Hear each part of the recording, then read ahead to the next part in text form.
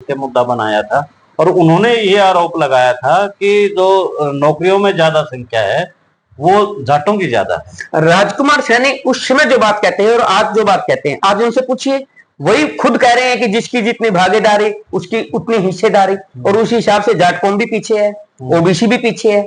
हम तो कहते हैं जिसकी जिसकी भागीदारी और हिस्सेदारी की बात करेंगे तो भी जाट कौम हरियाणा में सरकारी नौकरियों के मामले में पीछे है। दूसरी बात, आज कोई अनपढ़ता का टाइम नहीं है कि किसी ओबीसी ने फार्म भरा और आप उसको कह दे कि आप ओबीसी के तो यहाँ पर पोस्ट नहीं है, ये नहीं है। ये सारा आदमी आप जो बात कर रहे हैं, आप इस लेवल पे बात कर रहे हैं कि जहां से जाट समाज को हाशिए पर धकेलना शुरू हुआ, जहां से बीजेपी ने अपना जो प्रोपेगेंडा आपकी भाषा में या फिर जो चीजें उठाएगी, उस वक्त की बात मैं कर रहा हूं। बीजेपी ने 2014 में इस बात को उठाया, और इस बात को उन्होंने किस ढंग से उठाया? उन्होंने ये नहीं कहा कि जाट नौकरियों में ज्यादा है, कोई आंकड़े उन्होंने दिए नहीं। उन्होंने दिया, बीजेपी हमेशा एक खेल खेलती है, वो फ्रंट पे आकर के नहीं, वो कुछ लोगों को आगे खड़ा कर देती है।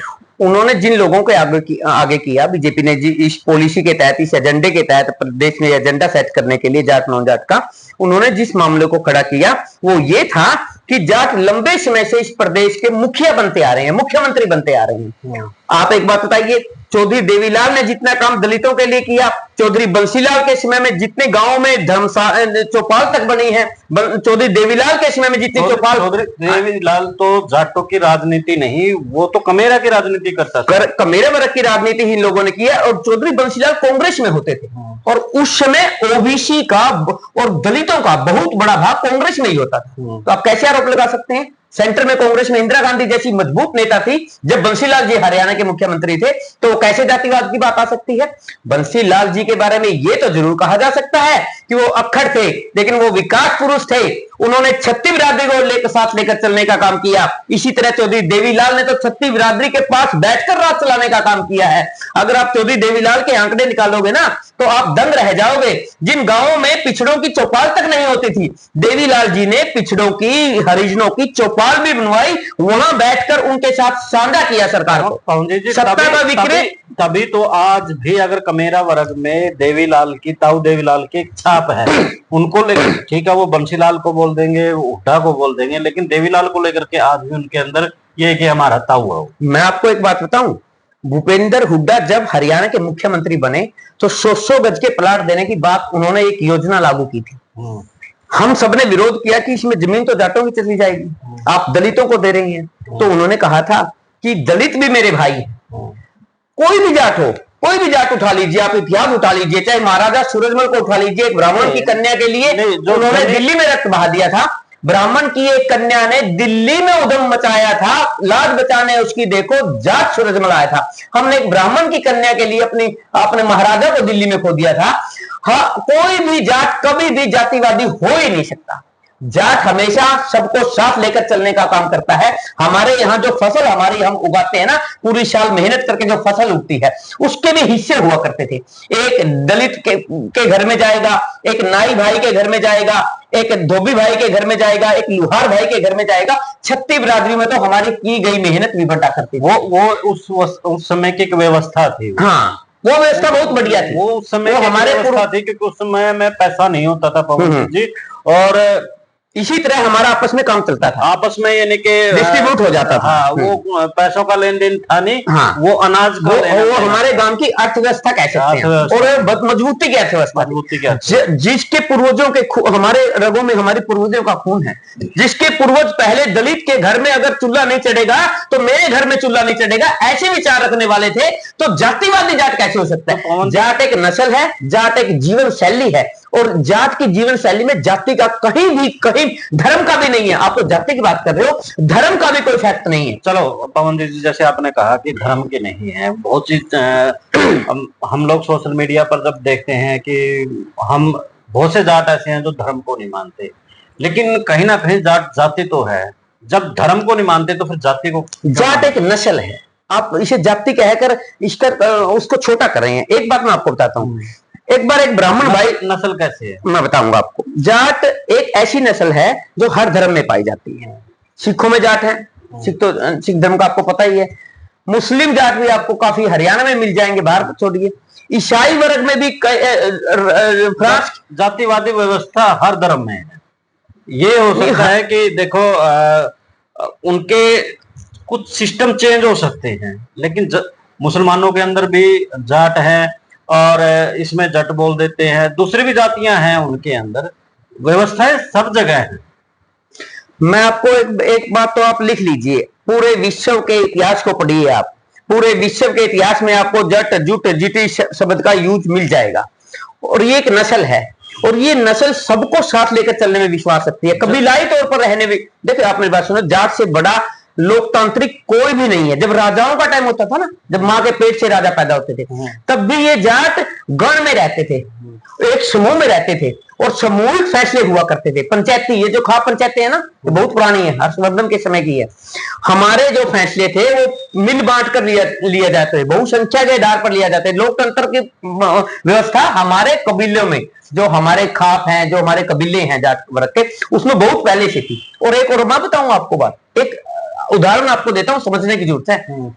आज दलितों पर को अगर घोड़ी पर नहीं चढ़ने दिया जाता, तो एक भी जाट का गांव ऐसा नहीं है जहां पर दलितों को घोड़े पर चढ़ने से रोका जाता। सुनिए पत्रकार महोदय, गोहाना कांड है, गोहाना कांड है, नहीं, आप अलग विषय चले गया। मैं आपको एक बात बताना चाहता हूं कि आज भी पूरे विश्व में जाटों का एक गांव भी ऐसा नहीं है जहां पर दलितों को घोड़ी पर नहीं चढ़ने दिया जाता हो, जहां पर दलितों को मंदिर में जाने की मनाही हो। जो भी जाट का गांव है ना, हमने ब्राह्मणों से लड़कर भी दलित भाइयों के लिए मंदिर के दरवाजे खोले हैं। हमने उनसे लड़कर, ब्राह्मणवादी व्यवस्था से लड़कर दलित भाइयों को और ओबीसी समाज के भाइयों को घोड़ी पर बैठाने का काम किया। हमने कभी रोकने का काम नहीं किया। ये असली जो जातिवादी लोग है ना, उनको समझने की जरूरत है। फिर ये विवाद क्यों खड़े हुए? ये बताओ, गोहाना कांड है, बघाना कांड है, आज जैसे मदनहेड़ी में भी कुछ विवाद चला हुआ है, वो सुलझा लिया गया है। हाँ, सुलझा लिया गया। पिछले दिनों छात्र में भी हुआ था, यानी कि उनकी पाबंदियां कहीं ना कहीं। देखिए मैं आपको बताता हूँ, हुक्का पानी बंद करना भी तो एक जातिवादी। आप मेरी बात ध्यान से सुनिए। जहां दो बर्तन होते हैं ना, मेरे परिवार में भी अगर 5 सदस्य है तो शायद उनके विचारधारा भी अलग मिल सकती है। ठीक, दो बर्तन हमारे हरियाणा में कहते हैं, हमारे खापों में भी कहा जाता है कि दो बर्तनों होने से खड़कें भी गए। गांव में अगर दो व्यक्तियों के बीच का, आज आप मेरे मित्र हैं, हम साथ बैठ के खाना खाते हैं, मित्रता निभाते हैं, सारी बात है। कल को आपकी मेरी किसी बात को लेकर विवाद हो जाए और कोई ये कहे कि दलित का और जाट का हो गया, बस जब हम दोस्त थे तब तो आपको जाट और दलित की कोई बात नजर आ नहीं रही थी, विवाद हो गया। तो जो राजनीतिक आज घुस गई है गांवों में, और जिस ढंग की राजनीति पिछले 10 सालों में हमने देखने को मिली है, छोटे छोटे मामलों को बढ़ा चढ़ाकर पेश करना, जातीय रंग दे देना। आप ये तो छोड़िए, जातीय रंग तो बहुत छोटी बात है, यहां तो छोटे छोटे मामले में धार्मिक उन्माद पैदा कर दिए जाते हैं। ये देश की परंपरा ऐसी बन गई, मामला दो व्यक्तियों का हो तो हिंदू और मुसलमान का बना दिया जाता है। और बड़े बड़े इसमें तो पवन जी, मैंने कल भी एक वीडियो बनाई है कि किस तरीके से आज एक महिला के ऊपर वो विनय नरवाल की पत्नी वो शहीद हुआ है, तो उसने बोल दिया कि हिंदू मुसलमान इस मामले मत किए है ही नहीं है। अब उसको ही कटघरे में खड़ा कर दिया है। जब किसी हिंदू लड़की का रेप होता है या कोई घटना घट जाती है तो उसको दूसरे तरीके से, ये तो आज का कल्चर हो, आप समझ गए ना इस बात को। बस यही मैं कहना चाहता था, राजनीतिक व्यवस्था की वजह से बनाई गई है। ये छोटे छोटे मुद्दों को बड़ा बनाकर जातीय रूप दे देना बहुत गलत है, ऐसा नहीं होना चाहिए। मैं विश्वास दिलाता हूं अपनी कौम की तरफ से, मेरी कौम कभी भी किसी से ईर्ष्या नहीं रखती, मेरी कौम छत्ती बिरादरी को साथ लेकर चलने में विश्वास रखती है। हम वो लोग हैं जो अपनी मेहनत का भी किसी और को देकर, किसी के घर में कोई भूखा ना रहे। जाट कौम की एक महत्वपूर्ण बात है। अगर आप जाट हिस्ट्री को पढ़ोगे, जाटों के गहराई में जाने की बात करोगे जाट इतिहास के, तो आपको पता चलेगा हमारे बुजुर्ग खुद तो भूखा रह जाते थे, लेकिन गांव में कोई दलित का बच्चा भूखा ना रहे, कोई पिछड़े वर्ग का बच्चा भूखा ना रहे, बल्कि बच्चों को कहते थे जय एक बोरी गेट का आ जाए, जय तो उनका गेट का उसका खाती का आज रोटी भी खाना पड़े तो गेट का, और कहता बाबू अपना भी कोने, आप तो फिर भी ले लेंगे तो गेट का। इस तरह की विचारधारा मेरे बुजुर्गों ने आगे बढ़ाई है। ये तो एक कहावत भी है पवन जी कि जाट कैमरा वो तो गंडा की गंडेरी तो देवे नहीं, बेली दे दे, बेली दे दे, गुड़ की बेली दे दे। तो ये तो होता है कि ये बहुत इसी कहावत में एक बड़ा मैसेज आपको हुआ है। तो इससे आगे हम राजनीतिक व्यवस्था, ये लंबा चला जाएगा। राजनीतिक व्यवस्था पे आते हैं हम, हरियाणा की राजनीति के ऊपर।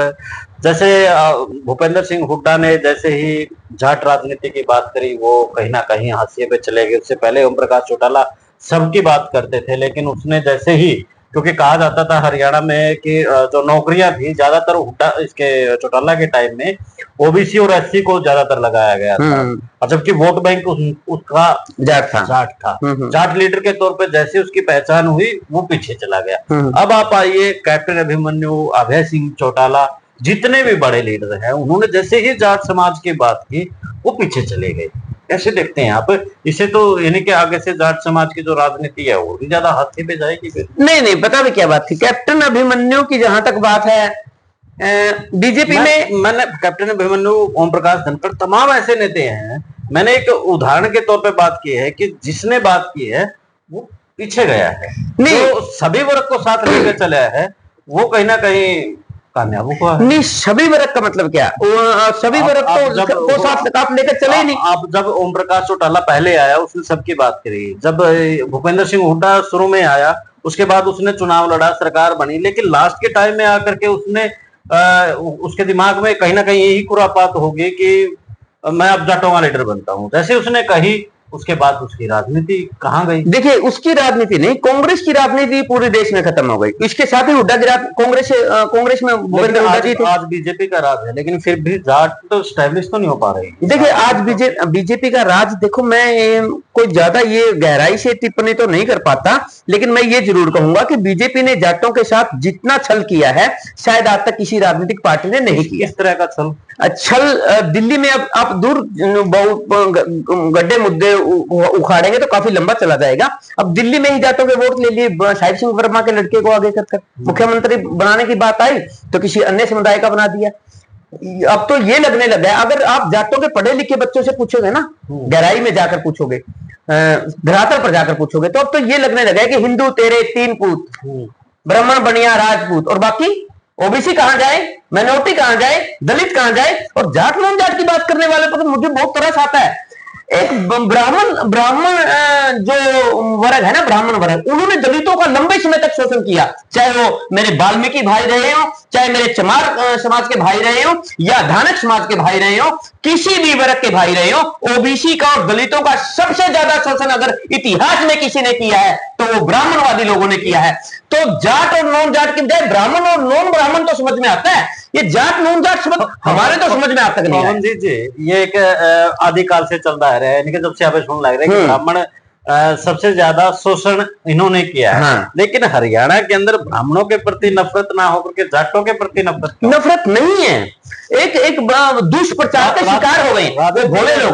देखिए, वो भोले लोग हैं और भोले लोगों को दुष्प्रचार में घुमा दिया गया है।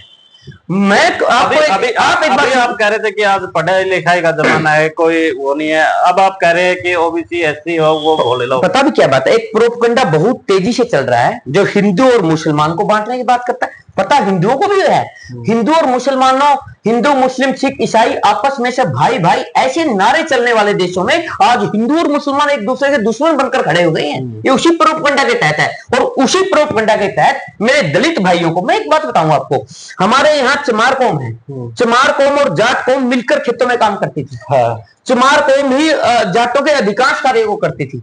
दूध तक, भैंस का दूध दोहने का काम भी चमार वर्ग के लोग करते थे, और वो दूध जाटों में, चमारों में बांट कर खाया जाता था। किस तरह पिया जाता था, खाया जाता, पिया जाता था। तो किस तरह जाट को और चमार को आप अलग कर दोगे? कैसे जाट और नॉन जाट आप कर दोगे? ये सिर्फ प्रोपगंडा है, कुछ समय के लिए। अब समझने लग गए हैं मेरे दलित भाई भी, मेरे पिछड़े वर्ग के भाई भी समझने लग गए हैं कि हमें भिड़ाकर कौन फायदा उठा रहा है, लड़ाकर, आपस में लड़ाकर फायदा किसको हो रहा है। प्रोपगंडा से जाट समाज को नुकसान है, जाट राजनीतिक व्यवस्था से कहीं ना कहीं पीछे हट रहा है। इसका सोल्यूशन क्या लगता है? आप क्या लगता है? मैं आपको बताता हूँ। जाट एक मेहनत कश कौम है, कमेरे वर्ग की कौम है। आप कमेरे वर्ग को कुछ समय के लिए तो जैसे एक बार सूर्य के अगर ग्रहण लग जाता है ना, कुछ समय के लिए सूर्य छिप सकता है, लेकिन सूर्य के अस्तित्व को खत्म नहीं किया जा सकता। जाट एक मेहनती कौम है। जाट राजनीति अगर करती है तो सबको साथ लेकर करती है। कितने दिन तक रहेगी? एक दिन फिर आगे आएंगे, हरियाणा का नेतृत्व होगा, और जिस समय जाट समृद्ध होगा तो ये हरियाणा समृद्ध होगा, ये देश समृद्ध होगा और विश्व में शांति आएगी। पवन जी इस बात में मेरा पूरा मत मानिएगा, यानी कि सिर्फ जाट समाज ही हरियाणा को समृद्ध कर सकता है।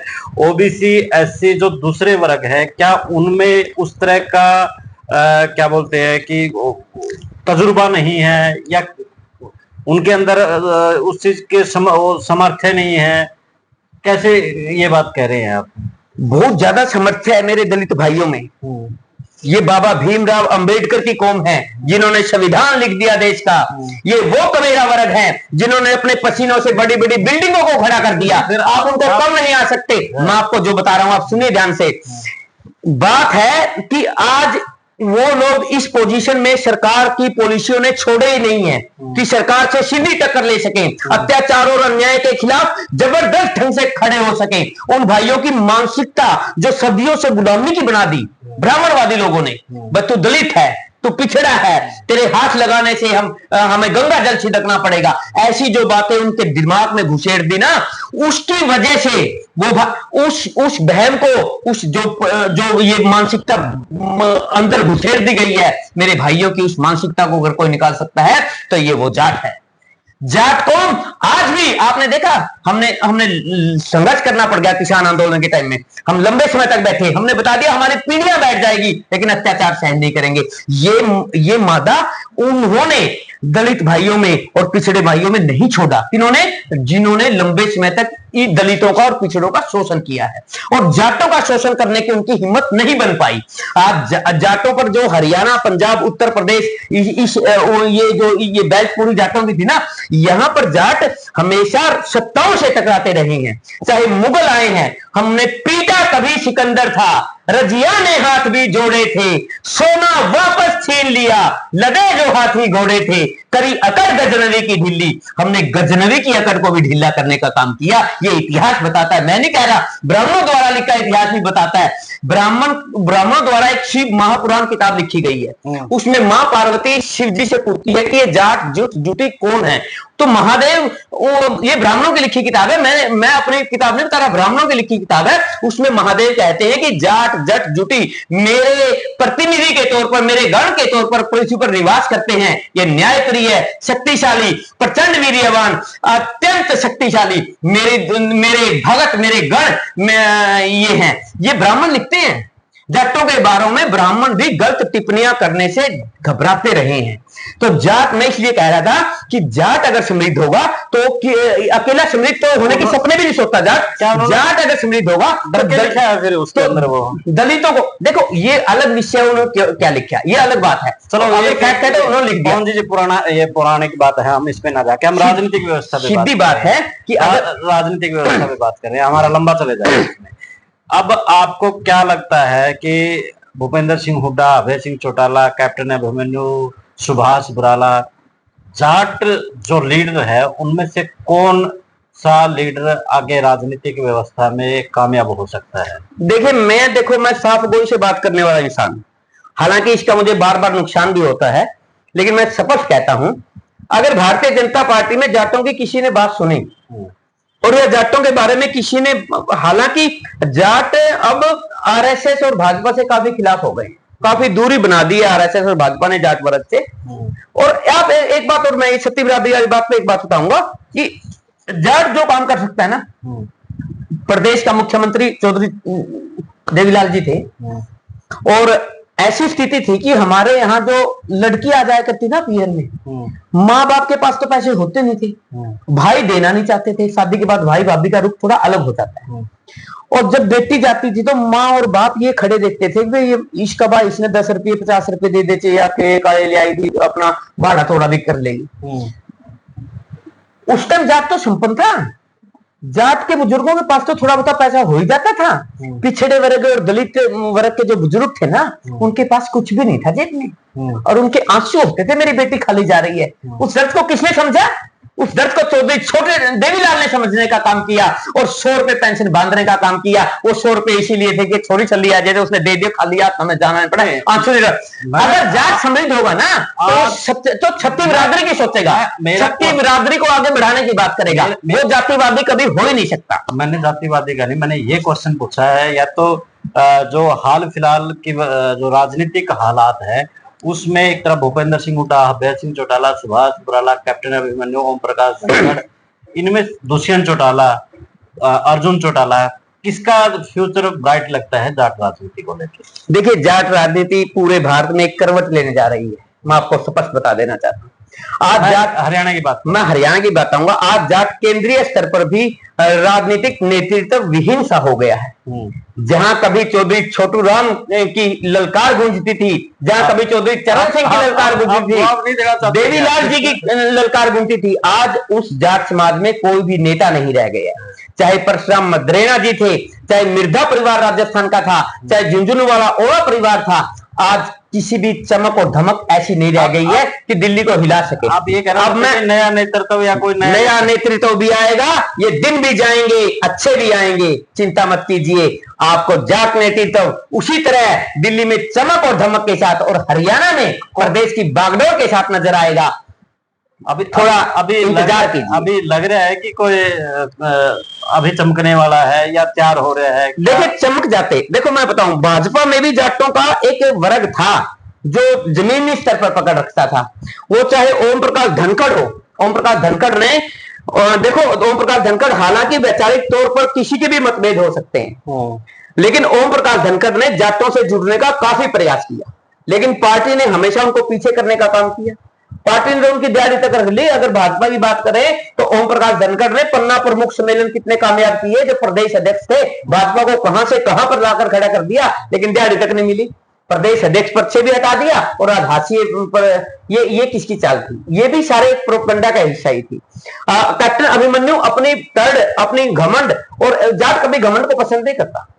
जाट अपने व्यक्ति के घमंड को भी पसंद नहीं करता। राज में सरिया निकालने में जाट जितना माहिर है और कोई हो नहीं सकता। अगर कोई ये कहे कि मैं 12 से 1 बजे तक मिलूंगा, बाकी नहीं मिलूंगा, ये करूंगा वो करूं, तो जाटों ने बड़े बड़े राजाओं की भी मरोड़ को निकालने का काम किया है। तो इसी तरह ये खो गए। और जो जाटों के रीढ़ वही नेता है ना, जिनका जाटों में आधार ही नहीं है, अब वो खट्टर के पास लग गए, खट्टर के पास से जिंदाबाद बुलवा ली, कहीं चले गए, को बन गया। तो ऐसे नेताओं को जो अपनी जाति का नहीं हो सकता, जो अपने घर में जिसकी नहीं चलती हो, हमारे यहाँ एक बात कही जाती है, बस जिसकी लगाई भी नहीं मानती हो नहीं, बाहर खमो खाएगी राजनीति क्या तक रहा भाई, तेरा घर में तो तेरी चलती भी कोई। दो चलो पवन जी, हम फिर चर्चा करेंगे इसके ऊपर, क्योंकि हमारा प्रयास यही रहता है कि थोड़े पार्ट में बात की जाए, क्योंकि लोगों का जो सुनने की क्षमता है ना, वो शॉर्ट बना दी है फेसबुक ने। वो कोशिश कर रहा है कि 58 सेकंड में हम सारी बात सुनने में जहाँ पे आपका इतने लंबे बोलना है नहीं। यहाँ पे आपका इंतजार रहेगा। आपका बहुत बहुत धन्यवाद और आपके सभी दर्शकों को मेरी राम राम। एक बार ये संदेश देता हुआ कि जाट जातिवादी ना था, ना है, ना होगा। हम सदैव सबको साथ लेकर चलने में विश्वास रखने वाले इंसान है। हमारा खून और हमारी नस्ल ही हमें ये संदेश देती है, हमारे कबीलाओं की हमारी संस्कार है ये कि हर व्यक्ति को साथ लेकर चले, हर व्यक्ति समृद्ध हो, सबके समृद्ध। अगर गरीब के घर में समृद्धि होगी, अगर दलित के घर में समृद्धि होगी, अगर पिछड़े के घर में समृद्धि होगी, अगर माइनॉरिटी के घर में समृद्धि होगी, तभी उस समृद्धि का फायदा है। अगर हमारे अकेले घर में समृद्धि हो और चारों तरफ भूख और हाहाकार हो, तो वो समृद्धि हमें पसंद नहीं। हमें पसंद है कि हमारे सारे भाई समृद्ध हो, सबके चेहरे पर खुशी हो। ऐसी भावना के साथ सबको राम राम कहता हुआ मैं अपनी वाणी को विराम देता हूं। धन्यवाद। तो अभी